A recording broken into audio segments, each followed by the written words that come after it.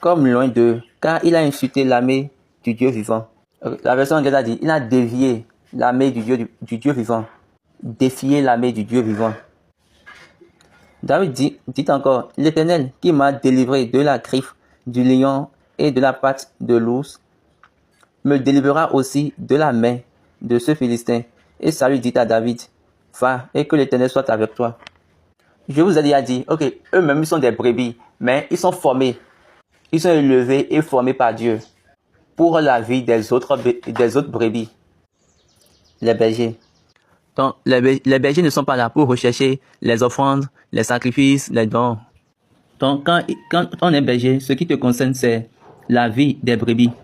Ceux qui recherchent, bien ceux qui regardent les dons, les sacrifices, ça, ce n'est pas un problème. C'est selon Dieu. Et il donne à chacun selon ce qu'il veut. Donc, ceux-là sont des sacrificateurs. Donc, au moment où vous commencez par dire, ok, notre berger n'est pas un berger. Notre loucheur n'est pas un berger, que c'est un sacrificateur. Oui, c'est vrai, oui, c'est vrai. C'est aussi autorisé par Dieu. C'est aussi ordonné par Dieu. Donc, pour tout sacrificateur, tout sacrificateur doit avoir un berger. Et maintenant, dans l'église du christianisme céleste, nous avons seulement un seul berger et plusieurs sacrificateurs. Quand nous entrons dans l'ordre des sacrificateurs, Baba Bada est le souverain sacrificateur. C'est pour cette raison qu'on l'appelle suprême évangéliste. Donc, Baba Adjali Koko, lui, il est sacrificateur pour la diocèse de Nigeria. Baba José, lui, il est sacrificateur des autres diocèses.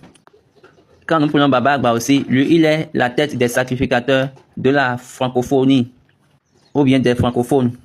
Donc, nous avons un seul berger et plusieurs sacrificateurs. Et dans tous ces sacrificateurs, nous avons le sacrificateur souverain.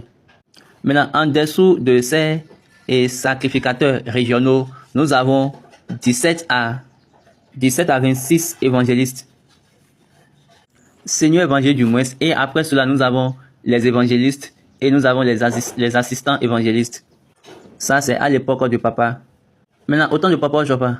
Et quand on descend jusqu'au vénérable Seigneur leader, de là en même temps, c'est la fin des sacrificateurs et en même temps, c'est encore le commencement des ouvriers de la paroisse, mais des ouvriers de l'église du moins.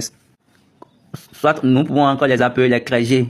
Maintenant, si tu es vénérable Seigneur leader, il n'y a aucun problème. Tu es déjà sur le chemin d'être maintenant dans la